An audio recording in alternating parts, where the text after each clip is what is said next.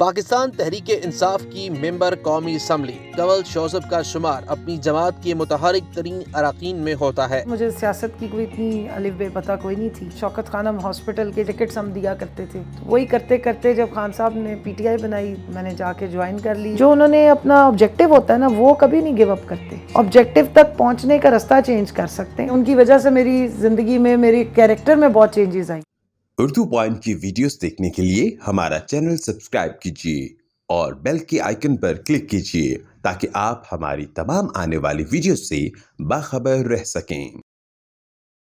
السلام علیکم ناظرین، آپ دیکھ رہے ہیں اردو پوائنٹ اور میں ہوں آپ کا میزبان ملک علی رضا۔ ناظرین، آج میں آپ کی ملاقات پاکستان تحریک انصاف کی وومن ونگ کی پریزیڈنٹ سے ساتھ کروانے جا رہا ہوں، کنول شوذب صاحبہ سے۔ آپ ان کو ٹی وی شوز میں دیکھتے ہوں گے، عمومی طور پر پولیٹکس پہ بات ہوتی ہوگی، لیکن آج ہم ان سے بات کرنے جا رہے ہیں ان کے لائف سٹائل کے اوپر اور کس طرح سے انہوں نے سیاست میں قدم رکھا، اس سے پہلے کیا کرتی رہیں اور اب جو پولیٹکس میں یہ آ چکی ہیں تو ان کو کس طرح سے اپنی روزمرہ کی زندگی کو گزارنے کا اس طرح سے موقع ملتا ہے یا نہیں۔ بیسکلی تو مجھے سیاست کی کوئی اتنی الف بے پتہ کوئی نہیں تھی۔ میں شوکت خانم ہاسپٹل کے جس طرح خان صاحب کے باقی بچگان بہت زیادہ فین کلب ان کا اکٹھے کرتے تھے، فنڈ ریزنگ کرتے تھے، وہ ٹکٹس ہم دیا کرتے تھے، تو وہی کرتے کرتے جب خان صاحب نے پی ٹی آئی بنائی میں اس وقت 15 سال کی تھی، میں نے جا کے جوائن کر لی، ایک پرچی پہ جا کے میں نے جوائننگ کی تھی۔ اچھا۔ اور پھر اس کے بعد بھی چلتا رہا سفر ایسے ہی، تو پھر میں نے آئی ایس ایف جوائن کی 2010 میں پراپر، اور میں نمل سے پریزیڈنٹ تھی، پھر اسلام آباد کی بن گئی پریزیڈنٹ، اور وہ سفر پھر جاری رہا اور فائنلی دیکھیں اللہ نے مہربانی کی ایک دفعہ سینٹ کا الیکشن کنٹیسٹ کیا، اور وہ اسی سیٹ سے کیا تھا جس پہ حفیظ شیخ صاحب نے کنٹیسٹ کیا تھا 2018۔ جی بالکل بالکل 3 مارچ 2018 کو مجھے پارٹی نے یہ ٹکٹ دیا تھا، اور پھر جب جنرل الیکشنز ہوئے تو اس کے بعد پھر میں ریزرو سیٹ پہ اندر آ گئی۔ صحیح۔ اچھا میم یہ بتائیے گا کہ کنول شوذب بچپن میں کیسی تھی اور اب جو، کیونکہ اب آپ کے اوپر بھاری ذمہ داریاں بھی ہیں، اب آپ کا جو روزمرہ کے کام کاج ہے وہ کیسے ہوتے ہیں؟ کیا وہ جو بچپن والی کنول شوذب ہے وہ اب بھی ہے یا وہ ختم ہو گئی؟ دیکھیں ایج تو یہاں پہ ہوتی ہے، بچپن میرا بہت شرارتی بچپن تھا، بہت کھلنڈرا قسم کا بچپن تھا، اور بہت چلبلی تھی، انرجی کا بہت سخت، بہت ایکسٹرا آرڈنری انرجی ہوتی تھی، شرارتیں بہت زیادہ کرتی تھی، درختوں پہ چڑھنا، دیواروں پہ چڑھنا، سائیکل چلانا، ہاتھ چھوڑ کے سائیکل چلانی، بڑے سائیکل اٹھا کے لے جانے۔ پھر مجھے کرکٹ کا بہت زیادہ جنون تھا، اور ایک وجہ وہ خان صاحب کی وجہ سے تھی، میچز رکھے ہونے، شدید گرمی میں جا کے ہارڈ بال سے کھیلنا، چوٹیں لگتی تھی مجھے کوئی پرواہ نہیں ہوتی تھی۔ میرے پیرنٹس جو ہیں، میرے فادر بہت زیادہ سپورٹ کرتے تھے کہ انہوں نے مجھے بہت ہمیشہ سے انہوں نے بہت فری ہینڈ دی ہے، اس چیز کا مجھے پھر بعد میں بہت فائدہ ہوا کہ میرے اندر کانفیڈنس کی کبھی کمی نہیں ہوئی، اور مجھے کبھی کسی پرسنالٹی سے کبھی خوف محسوس نہیں ہوا، اور کسی کے عہدے سے مجھے کوئی ٹینشن نہیں ہوتی، جتنا مرضی بڑا عہدہ ہو۔ میرے لیے ذات بڑی صرف اللہ تعالیٰ کی ہے، یا میری جو دل سے میں بہت زیادہ احترام کرتی ہوں وہ خان صاحب کا کرتی ہوں، باقی کسی کا کتنا بڑا عہدہ ہو مجھے کوئی پرواہ نہیں ہوتا۔ شادی کس عمر میں آپ کی ہوئی اور کس سن میں ہوئی ہے؟ میری شادی 2000 میں ہو گئی تھی جی، میں نے بی ایس سی کی تھی۔ تو پسند کی ہوئی تھی یا گھر والوں کی مرضی سے؟ ٹوٹل ارینج تھی، منگنی تک تو فلی ارینج تھی، شادی پھر پسند ہو گئی۔ صحیح صحیح۔ اب اس لائف سٹائل سے نکل کر اس لائف سٹائل اور ان ذمہ داریوں کے ساتھ جو آپ ورکنگ کر رہی ہیں، کتنا مشکل ہوتا ہے ڈیلی میں آپ کو مطلب ساری چیزوں کو لے کے چلنا؟ دیکھیے علی، مجھے ذرا پرابلم یہ ہوتا تھا شروع میں سوشل ورک کرتی تھی، خان صاحب میرے ہمیشہ سے انسپریشن رہے ہیں میرے۔ جب میں بھاولپور گئی ہوں تو میرے فادر نے پھر وہاں ریٹائرمنٹ لے رہی تھی، وہ میرا علاقہ بھی ہے آگے، اور وہاں بہت زیادہ غربت ہے، تو مجھے نا شروع سے یہ تھا، اسی وجہ سے میں شوکت خانم کے لیے بھی ڈونیشنز اکٹھے کرتی تھی، اور مجھے یہ چیز بہت اٹریکٹ کرتی تھی کہ میں کچھ کروں، کچھ لوگوں کے کام آ سکوں۔ 2 کام میں ہمیشہ کرتی رہی ہوں، اور بجائے اس کے کہ اس پہ کسی کا فائدہ ہونا ہوتا تھا، الٹا مجھے نقصان ہو گیا، کیونکہ میں دیکھتی تھی کہ چھوٹی عمر کا بچہ ہے اور وہ کام کرنے آ گیا، اور پیرنٹس انسسٹ کریں کہ آپ اس کو اپنے ساتھ لے جائیں، جو ہمارا علاقہ ہے وہاں پہ، اور مجھے اس بات پہ دکھ ہوتا تھا، میری امی نے منع کرنا کہ یار اتنے چھوٹے بچے کو سے میں کیا کام کراؤں، میرے اپنے بچے ہیں، میں بچوں سے کیا کام کراؤں۔ ان کو یہ ہوتا تھا غربت زیادہ ہے کہ ہمارا ایک بچہ چلا جائے گا تو ہمارے اوپر سے اس کا برڈن کم ہو جائے گا۔ دوسرا وہاں پہ یہ ہے کہ نشہ نہیں کرے گا، نشئی نہیں بنے گا، کھانا اچھا کھائے گا، پنکھے میں بیٹھے گا، بیسک اس کو کپڑا جوتی مل جائے گی جو وہ نہیں پوری کر سکتے، تو اس بدلے میں، اور اس کی تربیت بھی ہو جائے گی، اچھے ماحول میں رہے گا۔ تو اس لیے نارملی وہاں پہ لوگوں کے کیونکہ وسائل کم ہے, ابھی بھی وہ یہ کرتے ہیں کہ بچے اپنے وہ کہتے ہیں کہ ہمارے آپ ساتھ لے جائیں. تو میں نے یہ کرنا کہ میں نے لے کر آنا, اور میں نے اس کے بعد ہمارا جو ساتھ اسکول تھا نا اس میں جا کے داخل کرا دینا, اور پھر سارا دن اس کو لے کے پڑھاتے رہنا. تو اس سے اللہ نے اتنی برکت ڈالی کہ مجھے خود شوق تھا پڑھنے کا, تو میں بعد میں جتنا میں نے کوشش کی ہے, ابھی بھی انشاءاللہ میری پی ایچ ڈی ہینگنگ ہے, ابھی میں نے وہ ختم کرنی ہے, بس تھوڑی سی رہ گئی ہے. سو ایک تو وہ سین تھا, اور دوسرا جو قرآن پاک کی تعلیم نہیں ہوتی تھی. تو میں آج پہلی دفعہ آپ کو ڈسکلوز کر رہی ہوں کہ جب میں چھوٹی تھی تو میں حفظ کر رہی تھی قرآن پاک. اچھا ماشاءاللہ. میرے امی کو اور ابو کو بہت شوق تھا, میں پہلا بچہ تھی گھر کا کہ میں قرآن پاک حفظ کروں, اور میں نے اسٹارٹ کر دیا تھا, کافی سارا میں پڑھتی تھی. پھر میری نانی کو بڑا دکھ ہوا, انہوں نے کہا اتنی چھوٹی بچی کو سارا دن پہلے اسکول بھیجتے ہیں اور شام ساری جو ہے وہ قاری صاحب کے پاس بٹھاتے ہیں, یا تو آپ اس کا اسکول بند کرائیں یا اس کے قاری صاحب بند کرائیں اور اس کو پراپر ناظرہ کروائیں. تو میں نے تقریباً 4 ایک سپارے حفظ کیے, اور اس کے بعد جو ہے نا وہ پھر میں آگے لے کر چلی. اس کو اس وقت تو چھوڑ دیا, پھر میں نے خیر میٹرک میں آ کے جتنی بڑی بڑی صورتیں تھیں اور وہ خود سے حفظ کی تھی قاری صاحب کے ساتھ بیٹھ کے.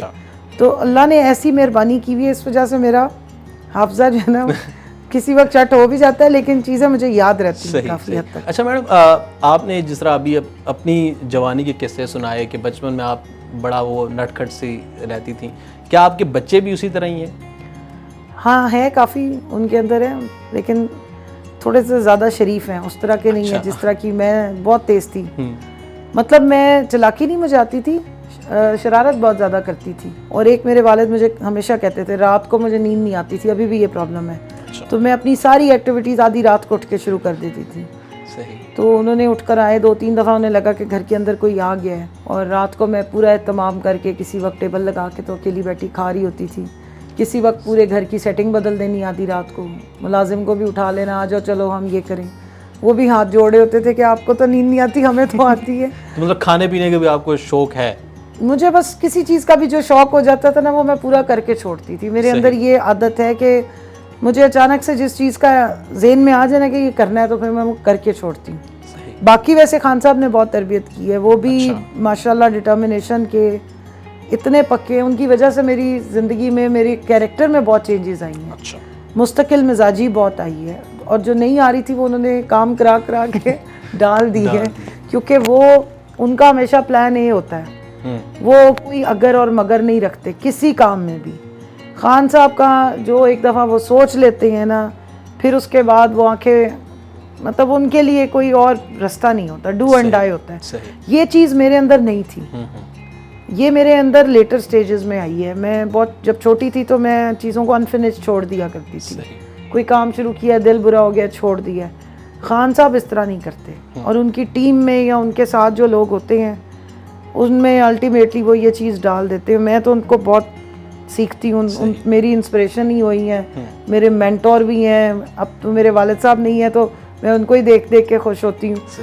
تو ان سے میں نے یہ چیز دیکھی ہے کہ ان کے پاس کوئی اگر مگر نہیں ہوتا, وہ اپنے گول کے لیے نا کوئی بھی رستہ ہو, یو ٹرن جو وہ لوگ سمجھتے نہیں ہیں نا, وہ کبھی ڈیڈ اینڈ پہ نہیں جاتے ہیں, وہ ایکسٹریم ایکشنز نہیں لیتے. جو انہوں نے اپنا آبجیکٹو ہوتا ہے نا وہ کبھی نہیں گیو اپ کرتے, آبجیکٹو تک پہنچنے کا رستہ چینج کر سکتے ہیں.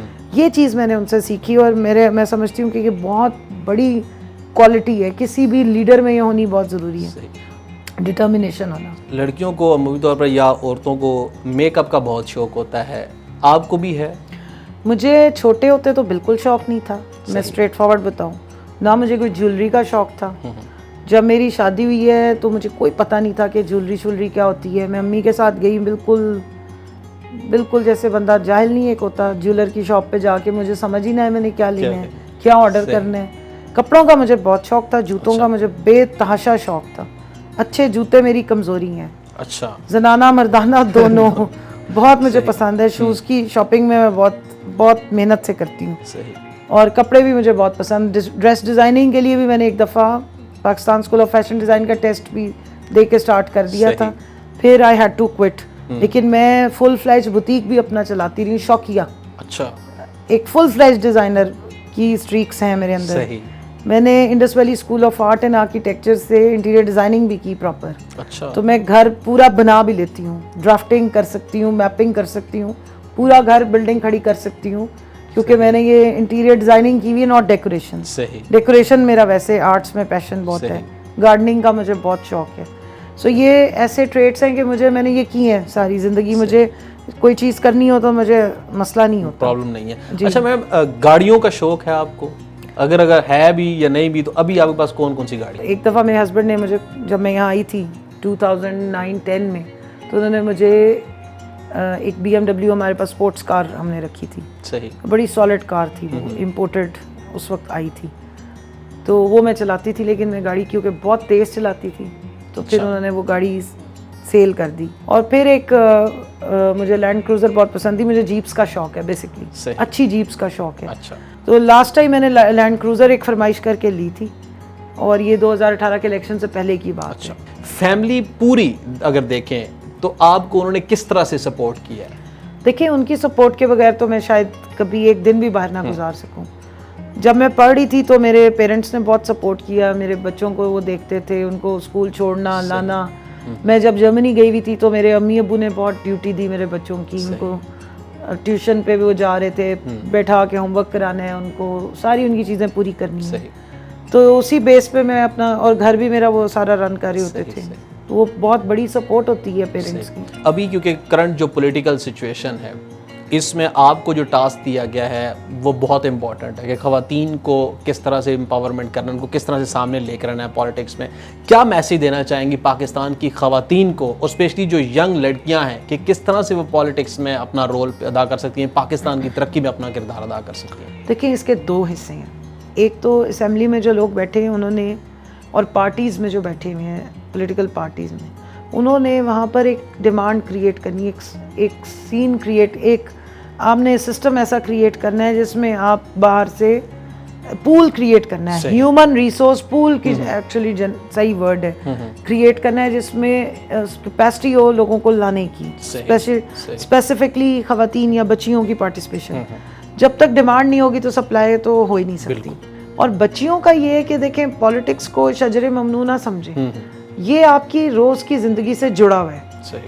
آپ کی کوئی بھی کام ہے, جو ہم سوشل ورک بھی کرتے ہیں مختلف, ان کی ساری امپلیکیشنز یہ ہے کہ پالیسی میکنگ کیسی ہو رہی ہے, لیجسلیشن کیسی ہو رہی ہے, کیا کانشیس لوگ بیٹھے ہوئے ہیں اسمبلیز میں, کیا وہ پبلک کے ایشوز سمجھتے ہیں, کیا ایسی خواتین اسمبلیز میں ہیں جو خواتین کے ایشوز کو گراس روٹ لیول تک سمجھتی ہیں, صرف ایشوز سمجھتی بھی ہیں یا اس کو سالو بھی کرنا چاہتی ہیں.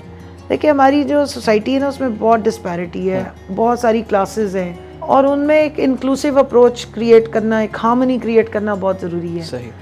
آپ کو ہر کلاس کے ساتھ کنیکٹیوٹی ہونی چاہیے, آپ کو ان کے ایشوز اور ان کے سلوشنز پتہ ہونے چاہیے, اور یہ بھی دیکھنے کی ضرورت ہے کہ ان ایشوز کا بڑا حل کیسے ہو سکتا ہے. پاکستان ایسا ملک ہے کہ جہاں پر ہر 10 سے 15 کلومیٹر کے بعد ڈائلیکٹ چینج ہو رہا ہے, کلچر چینج ہو رہا ہے, لوگوں کے رہنے سہنے کے طریقے, زبان, ہر چیز بدل ہے. ایسے میں خواتین کے لیے ایک انیبلنگ انوائرمنٹ کریٹ کرنا, وہ اوور آل معاشرے میں آپ کو ایک تو ایکسیپٹیبلٹی, خواتین کو اس رول میں ایکسیپٹیبلٹی دینا, اور پھر ان کی ایک گریسفلی, رسپیکٹفلی جو ریپرزنٹیشن ہے مختلف فورمز پہ, پولیٹیکل فورمز پہ, وہ دوسرے لوگوں کو انکریج کرے گی. کیونکہ جب تک ہم اس رول کو مزید کریٹ نہیں کریں گے, انکریجمنٹ نہیں کریں گے, بچیوں کو آگے لے کر نہیں آئیں گے, تو یہ لیڈرشپ گیپس جو ہیں خاص طور پہ خواتین میں, یہ بڑھتے جائیں گے. اسی کے ساتھ ہی ملک علی رضا کو اردو پوائنٹ سے دیں گے اجازت. اللہ حافظ.